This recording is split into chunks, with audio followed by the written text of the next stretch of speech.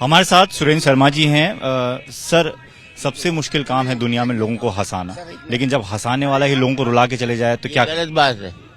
सबसे आसान काम है हंसाना। वो हर व्यक्ति हंसा सकता है जिसने किसी को तकलीफ नहीं दी। जो किसी को तकलीफ देता है उसके लिए कठिन काम है। आपने किसी का बुरा ही नहीं किया तो आप तो हंसा सकते हैं। आपके अंदर हास्य भरा है। कुंठित व्यक्ति कभी भी नहीं हंसा सकता। जो अपनी जिंदगी से संतुष्ट होता है वही व्यक्ति हंसा सकता है। वो अपनी जिंदगी में जिस मुकाम पर भी थे वो सेटिस्फाइड आदमी थे। हम लोग कुंठाएं रखेंगे तो हंसा नहीं सकते। कुंठाओं से मुक्त हो जाएंगे तब जाकर के हंसा पाते। तो एक निर्मल व्यक्ति ही हंसाने का हक रखता है और उसमें मुझसे जो भी निकलेगा वो हास्य निकलेगा। लेकिन सर, एक हास्य कवि और हास्य कलाकार चेहरे पर हमेशा मुस्कान लिए होता है दूसरों को हंसाने के लिए, लेकिन उसके पीछे का दर्द कभी सामने नहीं आता।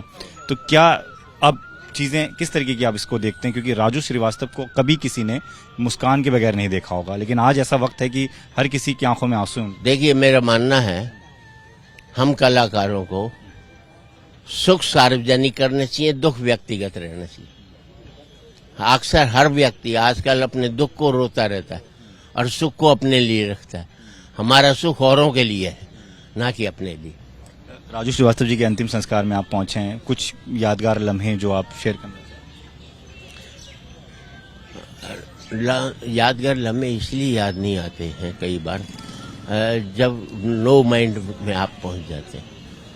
उस समय ये याद नहीं रहता कि क्या कैसे दिन थे, पर ये याद जरूर रहता है कि अपना एक अंग चला गया।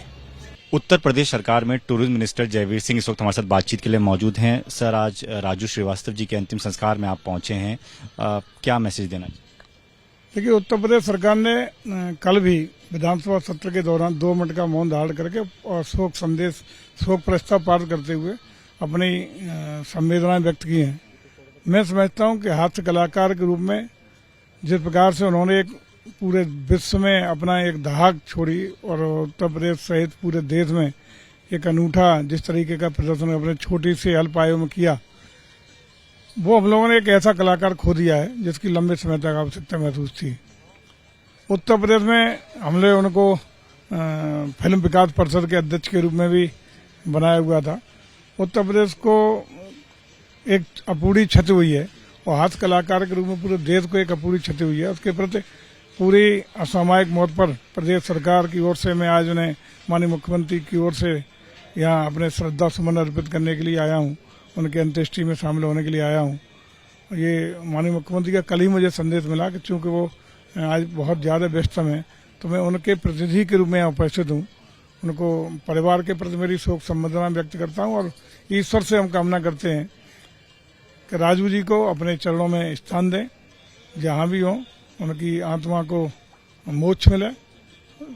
परिवार के प्रति प्रदेश सरकार की ओर से संवेदनाएं, सहानुभूति और प्रदेश सरकार उनके साथ खड़ी है, ऐसा मैं विश्वास व्यक्त करता हूं। और आज प्रदेश सरकार की ओर से हमें प्रतिनिधित्व करेंगे और अंतिम संस्कार में शामिल होने के लिए मैं यहाँ उपस्थित हूँ। सर, परिवार से क्या मुख्यमंत्री योगी आदित्यनाथ जी की बातचीत हो पाई या इसके बाद कोई मिलने का कोई कार्यक्रम है? निश्चित रूप से कल भी बात हुई उनके परिवार के साथ। सतत रूप से संपर्क में प्रदेश सरकार, इलाज के दौरान भी जो भी प्रदेश सरकार से सहयोग अपेक्षित था प्रदेश सरकार साथ खड़ी रही और बाद में भी उस परिवार के साथ प्रदेश सरकार की संवेदनाएं साथ हैं। धन्यवाद बातचीत के लिए। तो पर्यटन मंत्री जयवीर सिंह उत्तर प्रदेश सरकार में जो यहाँ पहुंचे हैं और सरकार की तरफ से वो परिवार के साथ इस मौके पर खड़े हैं। उनका ये कहना है कि मुख्यमंत्री योगी आदित्यनाथ ने भी उनके परिवार से बात की और अब यूपी सरकार की तरफ से वो अंतिम संस्कार की प्रक्रिया में यहाँ पर शामिल होने निगमबोध घाट पहुंचे हैं। राजू श्रीवास्तव जी का आज अंतिम संस्कार होना है। निगमबोध घाट में इस वक्त हम मौजूद हैं। इस वक्त बातचीत के लिए हमारे साथ आलोक श्रीवास्तव जी हैं, मशहूर लेखक कवि हैं। आलोक जी, कितनी बड़ी क्षति इसको मानते हैं? क्योंकि ये कहा जाता है अक्सर कि एक हास्य कलाकार या हास्य कवि जो होता है लोगों को हंसा तो लेता है लेकिन अपने अंदर का दुख दर्द जो है वो चेहरे पर नहीं ला पाता। देखिए, हर व्यक्ति के अंदर अपने दुख होते हैं, अपने अंतर विरोध होते हैं। राजू भाई के साथ ये था कि वो कॉमेडी में एक ऐसे वर्ग को लेकर आए थे जो उनका अपना वर्ग था। आपने अगर देखा हो तो लोग महिलाओं पर लोग बहुत ही बिलो द बेल्ट कॉमेडी कर करके और बहुत बड़ा नाम बन जाते हैं, लेकिन उनके साथ सबसे बड़ी बात जो थी वो जिस परिवेश से आते थे, कानपुर के जिस छोटे से परिवार से, जिस निम्न मध्यम वर्ग कह लेंगे या मध्यम वर्ग कह लेंगे, उसको उन्होंने हास्य बनाया। आपको सुनने में लगेगा कि हमारे आसपास की कोई कहानी कथा बता रहे हैं, शादी हो, गजोदर हो, संकटा हो। ये उनके जो पात्र थे वो पात्र गढ़े हुए नहीं थे, वो पढ़े हुए पात्र थे जो उन्होंने जीवन में पढ़े थे और अपने देखे थे उन्होंने। तो ये कहीं ना कहीं उनका अंदर का जो एक वो था जो उन्होंने पूरे समाज में देखा कि शादी में किस तरह के संकट आते हैं, उससे उनका संकटा निकला। तो वो उनको मैं प्रोफेशनली भी मैंने कई शोज किए उनके साथ, टेलीविजन जर्नलिस्ट रहते हुए, प्रोग्रामिंग में रहते हुए मैंने कई साल उनके साथ शोज किए, और व्यक्तिगत जीवन में भी हमारे संबंधों में थे, वो बहुत महत्वपूर्ण संबंधों में थे। बहुत बड़े माइक्रो ऑब्जर्वर थे वो सिर्फ कॉमेडियन नहीं थे, हास्य कलाकार नहीं थे। आप में से बहुत कम लोगों को ये बात पता है कि जब वो किसी शो में जाते थे किसी भी शहर में, तो या एक दिन पहले जाते थे चुपचाप, या एक दिन और रुकते थे चुपचाप, और उसके बाद परिवेश बदल के कि ताकि कोई पहचाने नहीं।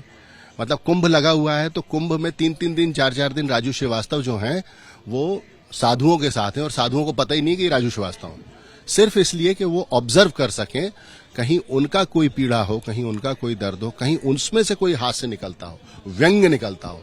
दो हैं, एक हास्य है, एक व्यंग्य है। हास्य वो है जो हंसोड़ है, और व्यंग्य वो है कि जो आप कटाक्ष करते हैं अपनी कुरीतियों पे, अपने समाज पे, अपने समय पे। तो राजू श्रीवास्तव का जो हास्य होता था उसके अंदर भी वो व्यंग्य होता था जो व्यंग्य हमारी शंकर परसाई या शरद जोशी या राग दरबारी में पढ़ते आए, ठीक है, वो मंच पर लाए थे वो।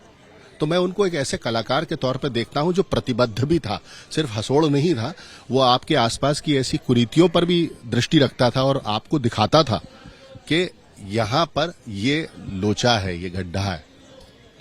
लेकिन राजू जी जैसे बीमार पड़े, हार्ट अटैक हुआ, अस्पताल में रहे, लंबी लड़ाई उन्होंने लड़ी, क्या कभी इस दौरान आपकी बातचीत हुई कि उनका स्वास्थ्य ठीक नहीं है, या वो महसूस करते हैं कि समस्या बढ़ रही है, चीज़ों पर ध्यान देने की ज़रूरत है? क्योंकि इस तरह की चीज़ें अक्सर देखने को मिल रही हैं कि हार्ट अटैक आ जा रहा है, लोग सेहत पर ध्यान दे रहे हैं या ज़्यादा एक्स्ट्रा कॉन्शियस हैं अपनी बॉडी को लेकर, अपनी सेहत को लेकर। आपको क्या वजह लगती? देखिए, पहला सवाल आपका था कि क्या आपने कभी ऐसा, राजू जी की पहले भी उनके हार्ट में प्रॉब्लम हुई और उन्होंने उसको रिकवर किया, लेकिन बहुत नियरेस्ट और डियरेस्ट लोगों को भी उनकी ये प्रॉब्लम नहीं पता थी। परिवार के कुछ लोग थे जिन्हें ये प्रॉब्लम पता थी, क्योंकि वो अपने जो अंदर के संकट हैं, अंदर के जो दुख हैं, उनको सामाजिक तौर से जाहिर करके उसके लिए सिंपैथी गेन करने वाले व्यक्ति नहीं थे। वो ये नहीं थे कि भाई मुझे ये हो रखा है इसलिए मेरा ऐसा ध्यान रखो, वैसा। अपना ध्यान खुद रखने वाले व्यक्ति थे, और जाहिर है कि जिस ग्लैमर इंडस्ट्री से वो आते हैं वहाँ फिट रहना जो है वो एक तरह का अनिवार्यता है। तो वो अनिवार्यता को वो पूर्ण करते थे, कभी कोई ऐसा वो नहीं हुआ रहे। उनसे मेरी आखिरी जो मुलाकात है वो करीब 6-8 महीने पहले दिल्ली की है, जब वो दिल्ली किसी काम से आए थे, तो यहीं उनसे मुलाकात हुई थी। तब भी ऐसा कुछ जिक्र नहीं था। इनफैक्ट उनके एडमिट होने के एक दिन पहले तक लोगों से बातें की हैं उन्होंने, होटल में जहां वो रुके हुए थे, मित्र मिलने गए थे, जो बाद में पता चला। तो अपने अंदर के जो संत्रास हैं, जो त्रास हैं, उसको वो व्यंग्य में ही जाहिर करते थे, सिंपैथी के लिए नहीं करते थे। धन्यवाद सर बातचीत के लिए। तो आलोक श्रीवास्तव जी साफ तौर पर यह कह रहे थे कि उन्होंने कभी अपना दर्द नहीं छलकने दिया, हालांकि इससे पहले भी वो दिल की बीमारी से जूझते रहे, लेकिन उसको कभी सामने नहीं आने दिया। लेकिन आज जिस तरीके से वो चले गए हैं तो एक बड़ी क्षति के तौर पर इसे देखा जा रहा है। कैमरामैन अजीत चाको के साथ दीपक सिंह रावत, एबीपी न्यूज, दिल्ली।